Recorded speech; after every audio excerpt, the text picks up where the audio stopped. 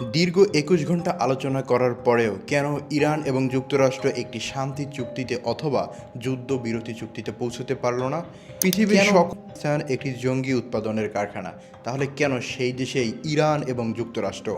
কি এমন কারণ ছিল, কি এমন এজেন্ডা ছিল, যেই এজেন্ডার কারণে এত ঘন্টা আলোচনা করার পরেও দুই দেশ একটি যুদ্ধবিরতি চুক্তিতে পৌঁছতে পারল না? দর্শক, আজকে অনুসন্ধান করব সেই প্রশ্নের উত্তর। চলুন শুরু করা যাক। বর্তমান পৃথিবীতে ক্ষমতার অন্যতম অস্ত্র হচ্ছে পারমাণবিক অস্ত্র, যেটা পৃথিবীর ম্যাক্সিমাম দেশের কাছেই রয়েছে। কিন্তু ইরান এখন পর্যন্ত তাদের পারমাণবিক অস্ত্র তৈরি করতে পারেনি। আর ডোনাল্ড ট্রাম্প তথা যুক্তরাষ্ট্র সেটাই চায়, যেন ইরান পারমাণবিক অস্ত্র তৈরির গবেষণা চালিয়ে না যায় এবং ইরান যেন পারমাণবিক অস্ত্র না তৈরি করে। কারণ যুক্তরাষ্ট্র জানে, ইরান যদি একবার পারমাণবিক অস্ত্র তৈরি করে ফেলে, তাহলে এই বিশ্বের একসময় সবচেয়ে বড় মোড়ল হওয়ার সম্ভাবনা রয়েছে এই ইরানের। কারণ ইরান শুধু মিসাইল দিয়ে যেই খেলাটা এইবার দেখিয়েছে যুক্তরাষ্ট্রকে এক প্রকার পানিতে নাকানি চোবানি খেয়েছে। তাই ইরান যদি কোনোভাবে তাদের পারমাণবিক অস্ত্র তৈরি করে ফেলে, তাহলে ইরান হয়ে উঠতে পারে এই দেশের একসময়ের সবচেয়ে বড় মোড়ল। আর এটা যুক্তরাষ্ট্র কখনোই হতে দিবে না। তাই এই আলোচনার সবচেয়ে বড় এজেন্ডা ছিল ইরান যেন তাদের পারমাণবিক তৈরি গবেষণা চালিয়ে না যায় এবং তারা যেন পারমাণবিক কোনো কার্যক্রম না করে। কিন্তু ইরান জানে, ইরান কখনোই এই কাজটা বন্ধ করতে পারবে না। কারণ ইরান মাঝে মাঝেই আক্রান্ত হয়, বিভিন্ন বড় দেশ তাদের উপর হামলা করে, বিশেষ করে ইসরায়েল এবং আমেরিকা।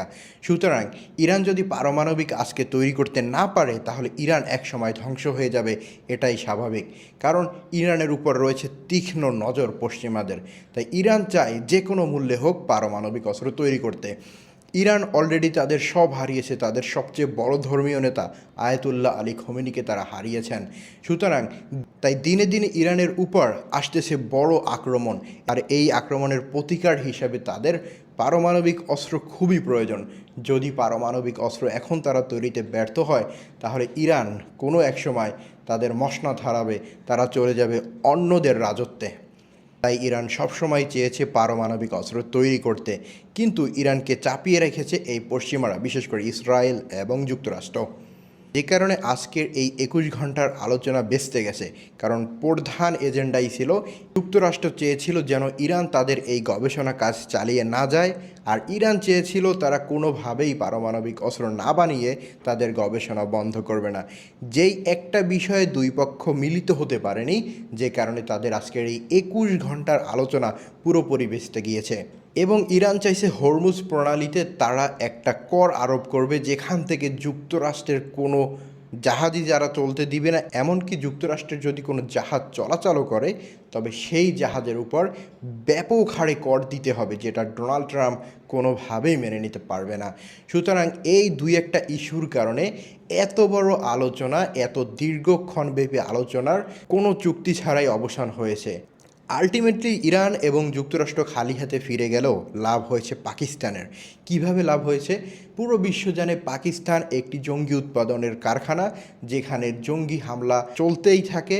সেই পাকিস্তান সারা বিশ্বকে অবাক করে দিয়ে ইরানের মতো একটি দেশ এবং যুক্তরাষ্ট্রের মতো একটি দেশ একই ছাদের নিচে বসাতে পেরেছে। অর্থাৎ তাদের কূটনৈতিক সক্ষমতা কত বড় এবং কত মেধাবী কূটনীতি তারা চালিয়েছে, সেটাই তারা প্রমাণ করে দিল।